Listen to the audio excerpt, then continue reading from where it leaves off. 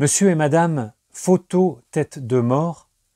C'est pour un petit peu, vous voyez, égayer un petit peu la vidéo. Et puis en plus, pour faire honneur à mon t-shirt, hein, des British Terrors. Monsieur et Madame, photo tête de mort ont un fils. Comment s'appelle-t-il? Allez, je vous donne quelques secondes.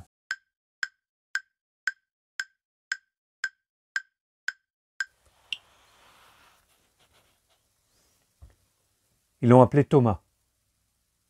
Thomas photo tête de mort.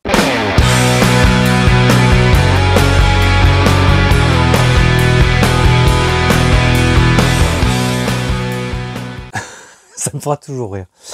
Allez, on attaque directement. Alors je voulais vous montrer deux, trois petites peluches figurines que j'ai trouvées en solde, les soldes de cet été.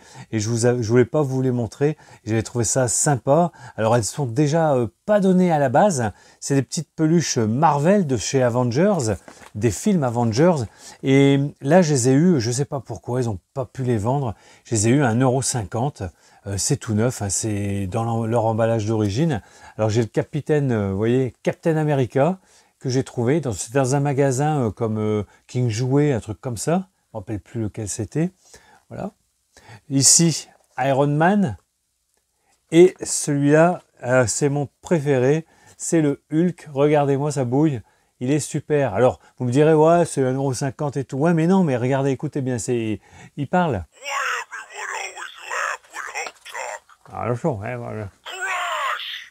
Crush! Hulk smash! Jarvis, arc reactor, full power. I told you I don't want to join your super secret boy band. Avengers, assemble! I'm just a kid from Brooklyn. We have a world to save. Avengers, assemble! Genius takes time. Voilà. Unless you're me. Ta gueule. Alors, c'était voilà, c'était rigolo. C'était pour vous montrer que des fois, voilà, je craque sur d'autres trucs. Mais voilà, ça me faisait plaisir de vous montrer ces trois petits trucs pour 4,50 € les trois.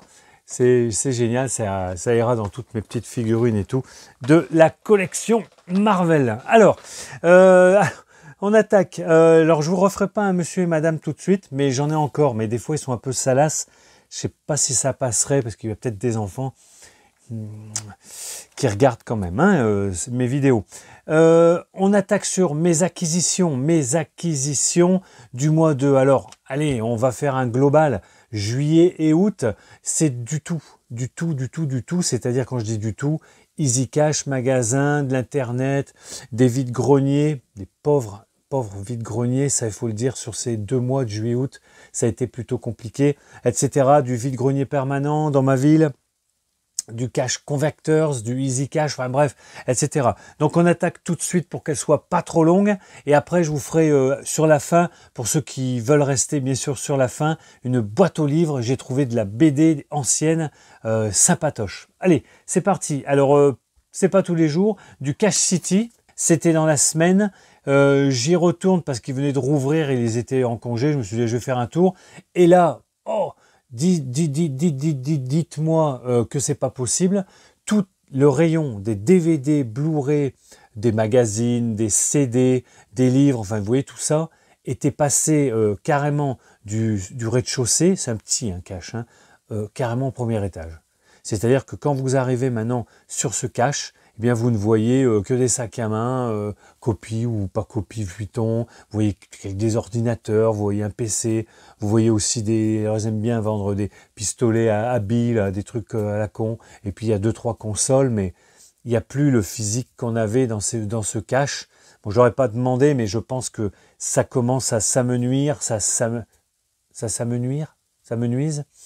commence à s'amenuiser, et je pense que l'avenir du DVD, tout ça, ça craint. Et même mon Easy Cash, qui est beaucoup plus grand, laissez pareil, il n'y a plus grand chose. Alors, le cash de ma ville, et donc je regarde tout, j'avais mon temps, j'ai pris 2-3 CD et un Blu-ray, un seul Blu-ray, tout le reste, c'est ou trop cher, même en DVD, ou c'est des trucs tellement classiques qu'on trouve dans des OP Easy Cash à 10 centimes, c'est même pas la peine, ce magasin est beaucoup trop cher. Mais là, je me suis dit, je ne l'ai pas vu ailleurs, je le cherchais un petit peu, je voyais quand même que les prix de ce Blu-ray étaient un petit peu excessifs, et là, 6 €, le Black Friday avec bon, un acteur que j'adore beaucoup, Bruce Campbell, et je me suis dit, il faut que je le prenne. Donc, film d'horreur humoristique, on va dire. Hein. C'est un petit peu dans la, je pense, dans la mouvance des séries H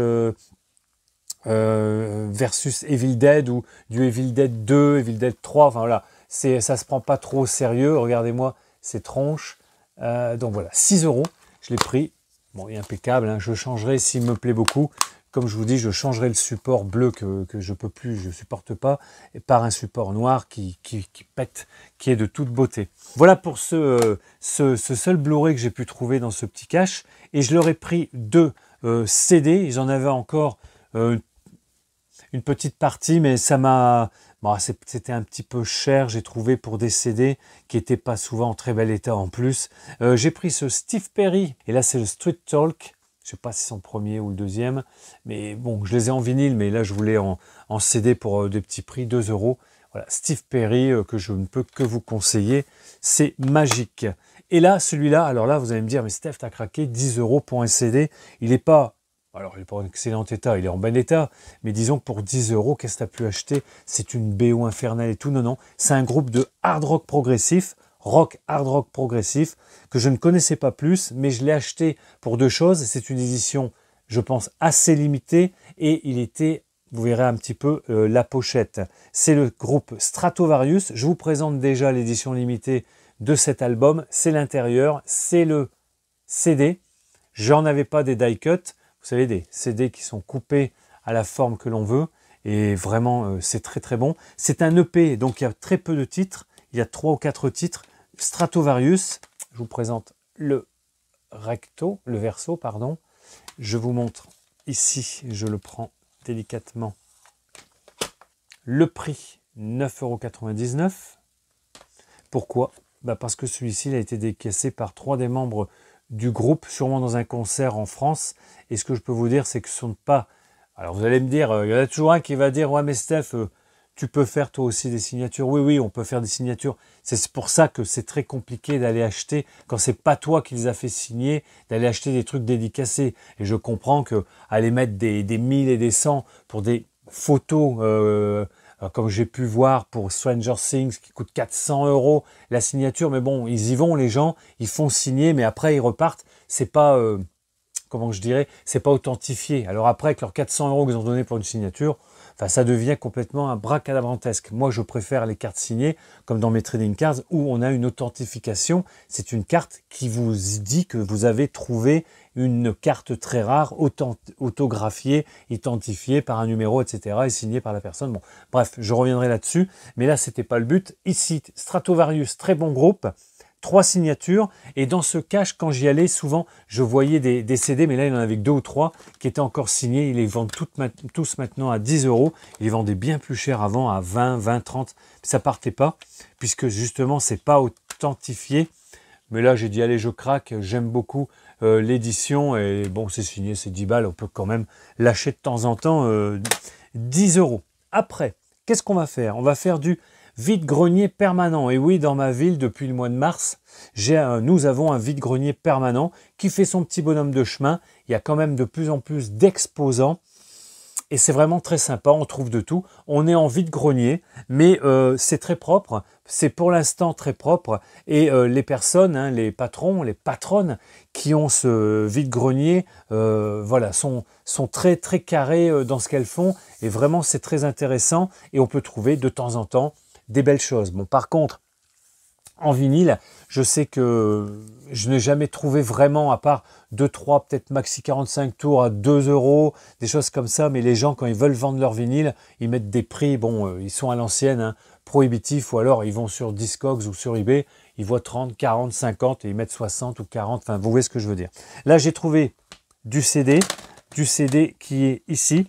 C'était dans un bac qui était depuis des semaines et des semaines chez ce vendeur. Hein. Je vous rappelle que les vides-greniers permanents, vous louez un emplacement de 2 ou 3 mètres avec un dressing ou pas pour vendre des fringues. Ça dépend le prix que vous voulez mettre à la semaine, à la location de ce dressing, de ce box. Et puis vous y mettez tout ce que vous voulez avec des étiquettes de prix qu'ils vous offrent. Enfin, bien sûr que c'est vous qui mettez les prix et que vous collez. Eh bien, dans ce... Ouais, je suis un peu long, mais je vous explique un peu pour ceux qui n'ont encore pas de vide-grenier permanent. Parce que nous, dans notre région, là, Rhône-Alpes, il n'y en avait pas. Hein.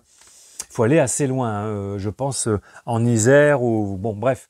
Et j'ai trouvé, en regardant mieux, puisque, bon, la patronne m'avait dit, mais cette personne les avait mis depuis des semaines et des semaines, et vous n'avez pas vu. Je dis non, moi, les CD, comme ça, j'avais peut-être regardé vite fait, mais j'ai pas assez bien regardé, puisque pour 1 euro, j'ai trouvé le Pirate des Caraïbes, le Dead Man's Chest, hein, composition par Hans Zimmer, 1 euro, super, voilà.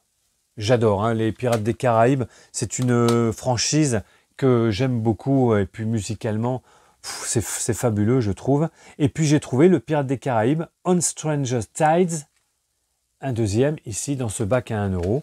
Donc je vous en fais profiter. Voilà. Donc je ne peux pas vous dire si c'est le 3, le 4, le 5, enfin, je ne me rappelle plus vraiment. Et celui-ci, il était à 2 euros parce que bon, c'est un, on va dire un collector, tout est collector. Hein. Mais celui-là, bon, il est un petit peu épais, il est double CD, il est vraiment très beau. C'est un, bon, ce n'est pas un artiste, je ne suis pas fan, hein, vraiment, hein, à part dans ses premiers. Ben, c'est Renaud, c'est son album Rouge Sang, voilà, Rouge Sang, qui est sous forme d'un petit livre carré, avec au démarrage, vous voyez, je vais vous montrer ça tout de suite. C'est beau quand même, hein, il est en très bel état. Hein. Voilà. Première sérigraphie sur ce CD. Alors CD disque 1, voilà. Ici, vous avez le petit livret. Si vous le trouvez, hein, vraiment pas cher, vous pouvez y aller, il est magnifique. Hein. Il y a les paroles, il y a les crédits, il y a tout ce qu'il faut, mais vraiment c'est du lourd. Et sur le final, on a encore ici le CD2 qui est magnifique. Hein. Regardez-moi ça. Vraiment bien. Donc 2 euros, j'ai dit je prends, il est comme neuf. Hein. J'allais pas m'en priver. Autrement, bon, dans le vide-grenier, là, on peut trouver d'autres trucs, mais pas intéressant pour la chaîne. Je vais vous présenter Emmaüs. Alors Emmaüs, c'est toujours un peu pauvre dans mon Emmaüs. On n'a plus, je ne trouve plus vraiment beaucoup d'affaires intéressantes quand j'y vais. Parce que j'y vais de moins en moins, j'ai un petit peu délaissé tout ça. Je me referai une santé à la rentrée et puis pour cette fin d'année. Mais j'aurais trouvé quand même quelques CD qui m'ont bien fait plaisir. Toujours pour 1 euro. Et là, j'en avais acheté 7 ou 8. Bon, il m'en a donné un gratuit. C'est toujours très sympa quand vous ne demandez pas. Alors celui-là, allez, 35 titres originaux. Putain, ça dépote. C'est vraiment tous les tubes de chaque groupe ici qui sont dans 2 CD. La particularité, alors je ne le connaissais pas, le Power Walk ici. La particularité, c'est que si vous le cassez, en plus il est un peu fragile, on ne peut rien faire ici puisque c'est carrément une sérigraphie noire et blanche sur le boîtier. Donc si ça casse, alors on a quand même, et ça serait dommage, on a quand même ici le petit livret qui se reporte au boîtier, mais c'est dommage. Donc je l'essaye de le garder dans cet état-là, avec les 2 CD, bon, on s'en fout. Et puis vous avez tous les grands de l'époque, mais c'est très très bon parce que vous avez du Kennedy Free avec le All Right Now, Queen bien sûr, Deep Purple, Steppenwolf, Ramones, Thin Lizzy avec The Boys Are Back in Town, The Pretenders, Mike DeVille, Moon Martin, Chris Rea, ça s'écoute, mais alors vraiment bon. Le seul reproche, c'est le Pink Floyd, le démarrage. Avec Another Brick in the Wall. Voilà, Another Brick in the Wall. Désolé.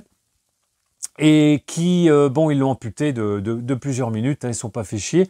Ils ont mis la part 2 qui dure 3 minutes 12, puis on voit bien que ils ont fait descendre le volume pour aller plus vite sur l'autre morceau. Mais autrement, R.E.M., ZZ Top, Guns N' Roses, ça marche du feu de Dieu, donc pour 1 euro, ça fait plaisir.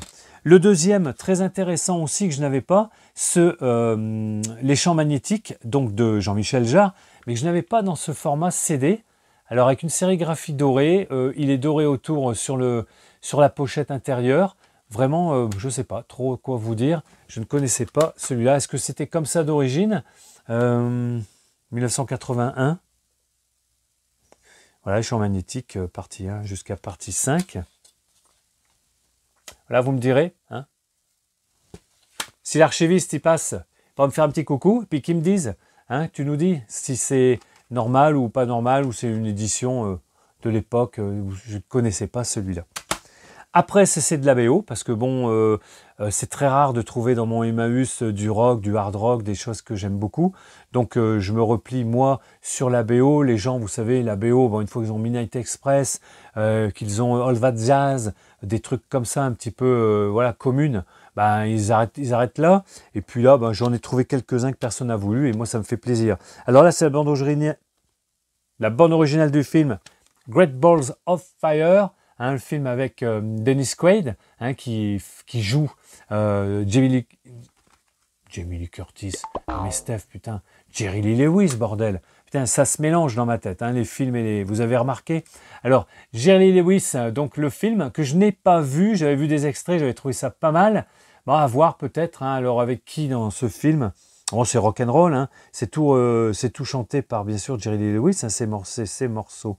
Avec Alec Baldwin et Winona Ryder.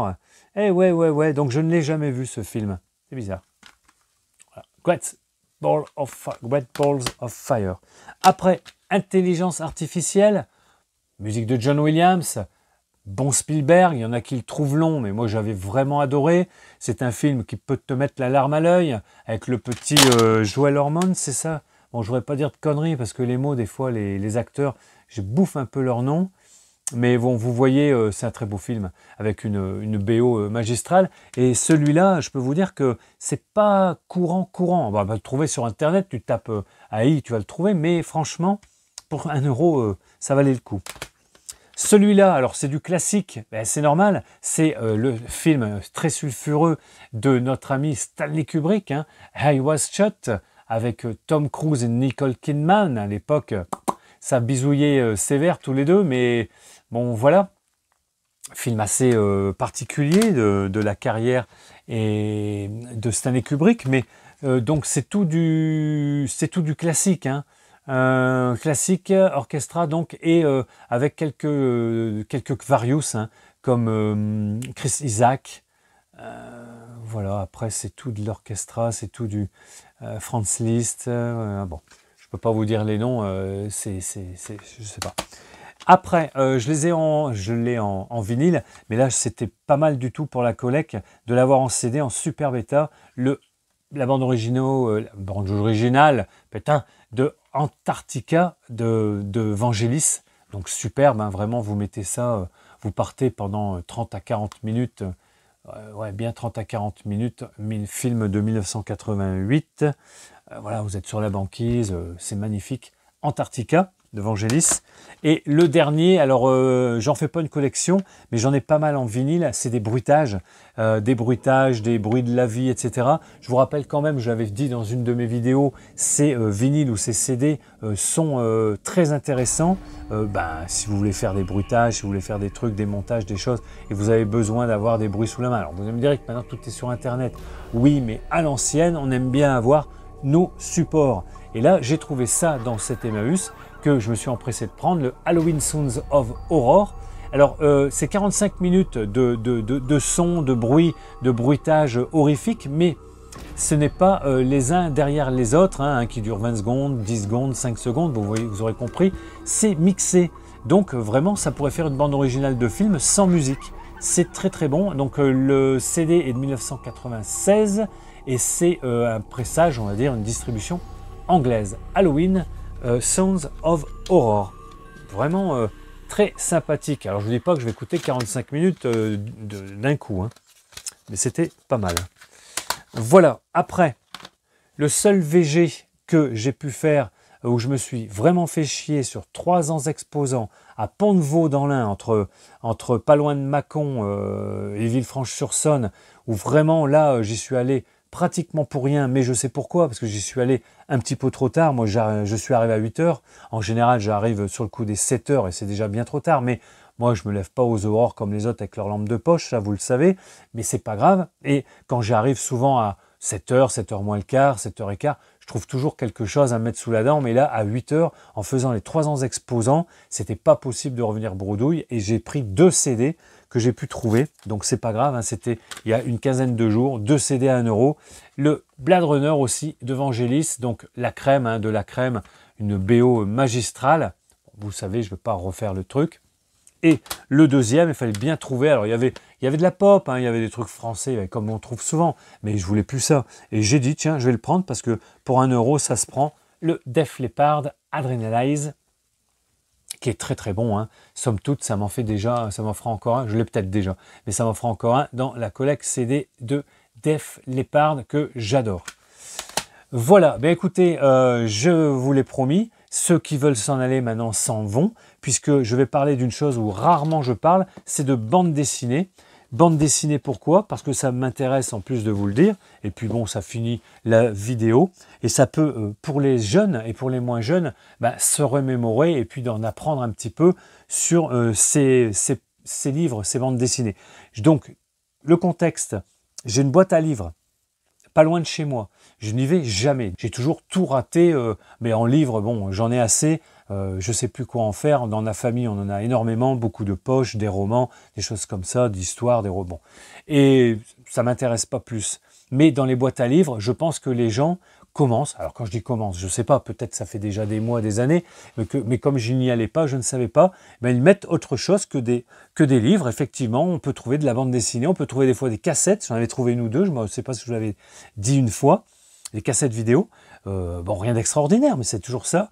Des catalogues, des revues, des L, des Voici, enfin bref, j'en passe et des meilleurs. Des fois, c'est un peu la déchetterie de la personne qui vient jeter ses détritus, mais c'est assez rare. Et dans cette boîte aux livres, j'ai trouvé, donc, dans la semaine, j'ai trouvé de la bande dessinée ancienne des années 60 à 80, et je vous en parle très rapidement. J'ai trouvé, alors toujours en état impeccable, je dis pas neuf, mais un bel état. Regardez celui-ci, cette petite bande dessinée en noir et blanc, Juanita, c'est un éditeur italien.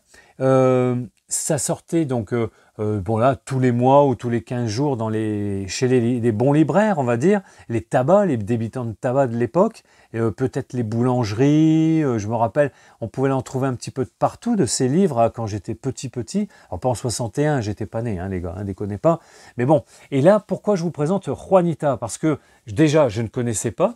C'est un tout petit livret, il n'y a que quelques pages, hein, il y a 30aine de pages, mais c'est pour son arrière qui est assez extraordinaire. Regardez, à l'époque, on s'emmerdait pas trop entre les garçons et les filles. T'es une fille, t'es une fille, t'es un garçon, t'es un garçon. Donc, à l'époque, vous voyez, on s'emmerdait pas, il n'y avait pas de dilemme et de polémique comme on a maintenant. Alors attention, je dis pas que c'est pas bon hein, d'avoir des dilemmes et des polémiques, mais bon, il y a un moment donné, ça va gaver tout le monde et ça gave en plus toutes les femmes qui sont censées.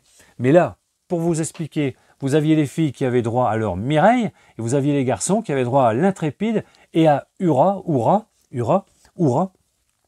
deux fois par mois. Et voilà, donc tu étais une fille, vous étiez une fille, vous alliez acheter Mireille, et puis vous étiez un garçon, vous aviez l'Intrépide et Ura qui vous attendaient dans les débitants de tabac. Voilà, c'était pour la petite histoire, donc j'ai pris ça dans ma boîte aux livres. Après, ici, de la petite bande dessinée noir et blanc sur Boom. Ça va rappeler des souvenirs à pas mal de monde, je pense, au moins de ma génération, voire un peu plus vieille. Quoique, non, les quarantenaires aussi, hein, ils en ont déjà vu, mais on n'ose plus en prendre parce que les gens, bon, qu'est-ce qu'ils en feraient de tous ces petits livrets? Il n'y a plus personne qui en lit. Alors, ça serait que pour la collection. On a ici, vous voyez, toutes les séries qui sortaient, donc tous les 15 jours, tous les mois, tous les 2 mois, donc Flash sur Boom, Tony Cyclone, Tex Bill, Sissi pour les filles, j'en passe et les meilleurs. Donc sur Boom, ici, alors c'est pour les garçons, hein, les garçons aguerris, les poilus, hein, les costauds du Blek, notre célèbre trappeur du Canada, je crois. Et on avait Blek et on avait aussi donc Kiwi qui ressemblait fortement. Et puis on en reparlera une autre fois, mais il y avait aussi le dauphin qui paraissait. Donc c'était un bimensuel, 1 franc. Donc faites la conversion en euros de l'époque. Ici, le seul que j'ai pu trouver avec du super-héros fait à l'emporte-pièce, Star Team. Petit bouquin de super-héros. Alors qui c'est qu'on a en super-héros là-dedans? Je ne peux pas vous dire trop les noms ici. C'est du super-héros un petit peu, comme je vous ai dit, à l'emporte-pièce. Petite chose, sur ces bouquins que vous pourrez trouver un petit peu de partout quand même encore, surtout dans les brocantes, chez les brocanteurs, ils en ont encore plein comme ça. Ils sont très très fragiles car ils ont été juste brochés collés. Et donc quand vous ouvrez comme un gourdin le truc, hein, ça se décolle, ça part en vrille. Hein. Donc il faut faire très attention sur ces albums brochés uniquement collés sur la tranche. Allez, rapidement, pareil, ici, bel état, pirate. Alors ça, j'en collectionnais pas, j'en lisais pas, c'était pas mon style. C'était bon, de l'aventure, hein, de l'aventure pure. Toujours un héros, il y a plusieurs histoires à l'intérieur. Là, vous savez, on avait Björn, le viking. Et on avait ici aussi pour les footeux, voilà, pour les footeux en piste. Ça a bien marché aussi, mais j'étais pas du tout dans ce monde-là à l'époque. En piste, tout ça, c'était pas mon truc. Moi, c'était plutôt la science-fiction et déjà l'horreur. Celui-ci que j'ai trouvé aussi, c'est Arédit. Alors là, j'en ai lu pas mal, mais pas de celui-là, je ne connaissais pas. Monsieur TV. Bah écoutez, je sais pas, pour ceux qui connaissent, hein. Monsieur TV, donc on avait chez Arédit Artima, ceux qui ont édité beaucoup de Batman, de Superman. J'ai presque toutes les collections entières, moi de mon côté. Et là, ici, ils éditaient en petit format comme ça, noir et blanc toujours. Hein. Voilà. L'intérieur. Des éditions. Donc vous pouviez en acheter en veux-tu, en voilà tous les mois. Hein. Vous aviez tout ça hein, à acheter si vous faisiez ne serait-ce qu'une petite collection et les enfants, enfin, ou les adolescents étaient avides de tout ça. Alors là, bien content de le trouver puisque c'est un numéro 1. Les numéros 1, ben, c'est pas facile de les trouver. Alors bon, ça n'a pas grande importance sur celui-là. C'est du cow-boy. Hein. C'était sur des cow-boys. Le Tomahawk, le numéro 1 qui était dans cette boîte à livres. Puis après quelque chose qui m'a un peu plus voilà, fait rêver, mais j'en lisais pas beaucoup. J'étais un peu petit et il y avait beaucoup à lire. C'est les recueils ou les séries Atomos, voyez. Et là, ici, vous aviez, donc chez toujours Artima Arédit, toutes leurs publications de l'époque, mais il y en avait encore plus. Hein. Mais là, vous voyez ici, pour ceux qui se rappellent, voilà. Donc moi, j'étais plus hallucination, étrange aventure. Sidéral, c'est de la science-fiction, j'aimais pas trop, j'étais plus dans les trucs un peu épouvantes, horrifiques. Aventure fiction, j'aimais bien aussi, c'est des aventures de fiction, voilà, qu'on peut le dire. Brûlant, c'était génial, c'était Sergent Rock, de la guerre qui est de 40, mais poignante, hein, ça pétait, c'était génialement bien dessiné en plus. Bon, Thomas, j'ai jamais bien aimé. Copland, c'était des agents secrets de la police, comme OSS 117, tout ça. Choc, c'était bon, moins bien pour moi, j'aimais moins. C'était aussi de la guerre. Et Vengeurs, les premiers super-héros, on trouve du Marvel ou du DC à l'intérieur. Alors, pour ce Atomos, rapidement, c'est des recueils. Donc, je vous rappelle que les éditeurs, quand ils ne vendaient pas l'ensemble de leurs éditions, tous les bimensuels, etc., ils les récupéraient et les mettaient sous forme de recueil et on les retrouvait ailleurs. Mais là, vous voyez, sous forme de recueil, c'est assez fragile puisque si vous l'ouvrez complètement ou il est vieux, ben voilà, vous avez carrément un qui est parti. Bon, je vais recoller, hein, mais attention, c'est très fragile. Allez, dans les derniers, j'aime bien vous en parler parce qu'on n'en a jamais vraiment parlé. Je l'aurais trouvé aussi dans ma boîte à livres, bien content, des Diaboliques. Diaboliques, c'est une série italienne des années 70, 60 même qui a commencé, 60-70. Elle est très prisée par les collectionneurs, hein, cette série, mais bon, il en faut beaucoup. Là, il y a le 61, le 65. Voilà, il faut arriver à les trouver. On n'en trouve pratiquement plus, ou alors c'est sur liste, ou sur eBay peut-être. Et encore, voilà, Diabolique. Voilà, j'étais pas trop dans ce trip non plus de Diabolique. Hein. C'est un justicier hein, qui était masqué, comme on voit ici. Et c'était plutôt des trucs policiers. Hein. Mais il fallait lire beaucoup. Voilà, il n'y avait pas beaucoup, quand je dirais d'action. Ça parlait beaucoup. Hein. Il y avait pas mal de choses. Et les deux derniers, et là c'est ce pourquoi je voulais vous faire cette petite vidéo, parce que dans cette boîte à livres, eh bien, ils nous ont mis des Elvie France. Elvie France, c'est une société française qui n'éditait pratiquement que des séries érotiques, dans tous les styles, humour, fantastique, horrifique, social, et ça a vraiment beaucoup marché à l'époque puisque c'était les seules séries, on va dire, les seules bandes dessinées pour adultes, bien sûr, pour adultes, qui montraient des nénés, qui avaient des scènes très osées pour l'époque. Et là, j'ai trouvé dans une série, la série bleue, celui-ci. Alors, je vous explique, je vous les montre, hein. Voilà, il y en avait deux comme ça, ils sont en assez bel état, franchement, c'est très ancien, hein. c'est assez des années 70, années 80.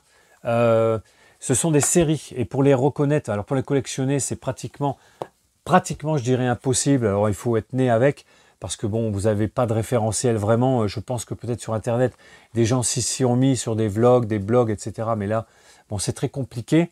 Et puis il y en a des centaines, je dirais. Et puis ce sont des collections, pour les retrouver, elles étaient de couleurs, les tranches. Bleu, noir, blanche, rouge, verte, enfin c'était infernal. Donc pour collectionner ça, moi perso non, j'en récupérais de temps en temps, mais je les mettais de côté, mais c'est tout. Après vous aviez des séries, comme ici, Terrificolor, bon là c'est pas l'album hein, Terrificolor, puisque là ça s'appelle Fétichisme, je n'ai jamais vu cette bande dessinée, Fétichisme, je ne l'ai jamais vue, mais elle ressemble beaucoup à Terrificolor, qui était lui uniquement, eux ils sont tous en noir et blanc, elles étaient en couleur. Alors je reviens ici, ce sont des gros pavés. Alors il y avait souvent 4 bulles à lire, hein, par page, je dirais. Voilà. Et c'était horrifique, très fragile. Hein. Voilà, donc je peux vous montrer peut-être où est-ce que je veux dire. Ici, alors ça c'était génial, je n'attendais que ça à l'époque, d'avoir éventuellement pouvoir acheter ou trouver des Magella.